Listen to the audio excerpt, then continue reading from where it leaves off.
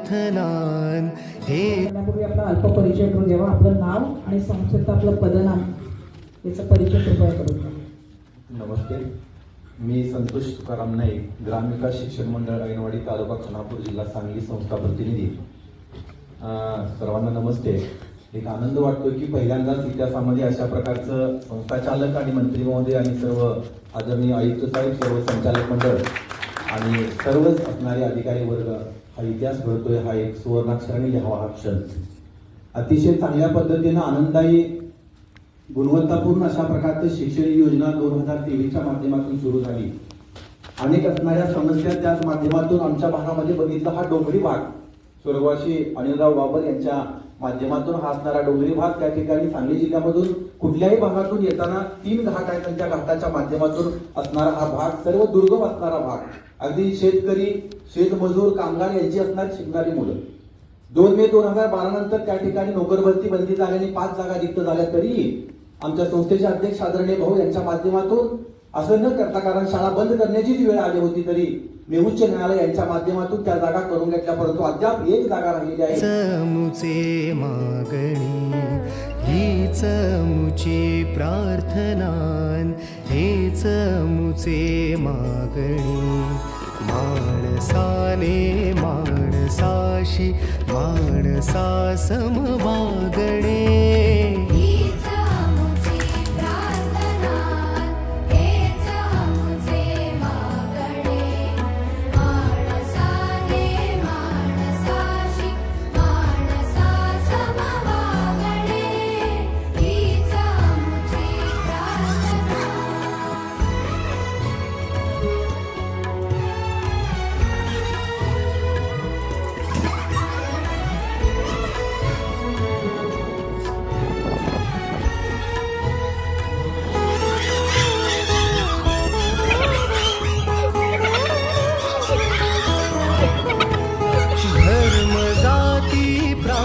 भाषा वेश सारे संपुदे.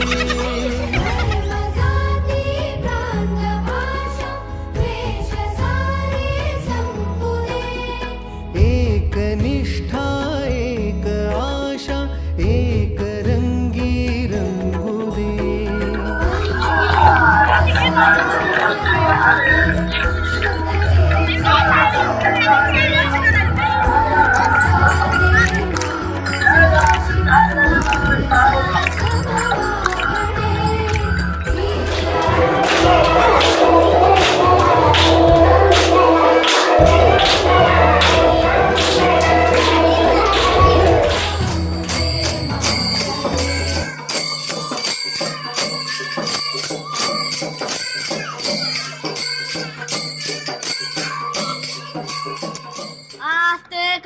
आस्ते कदम गणपती गज शिवपती सुवर्ण रत्न श्रीपती शस्त्रास शस्त्र पारंगत राजनीती धुरंधर प्रौढ प्रताप पुरंदर क्षत्रिय कुलावतंस सिंहासनाधीश्वर राजाधिराज छत्रपती शिवाजी महाराज की जय. छत्रपती शिवाजी महाराज की जय. नमो पार्वती पदे हर हर महादेव. हर हर महादेव. जय शिवाजी जय भवानी.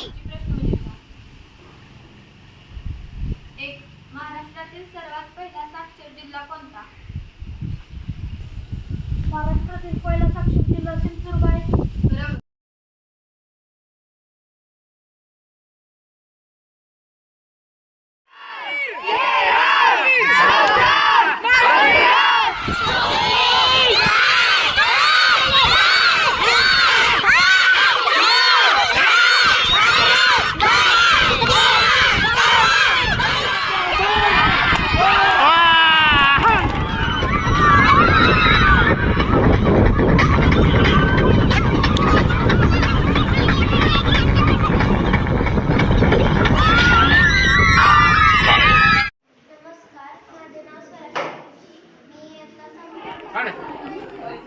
हाँ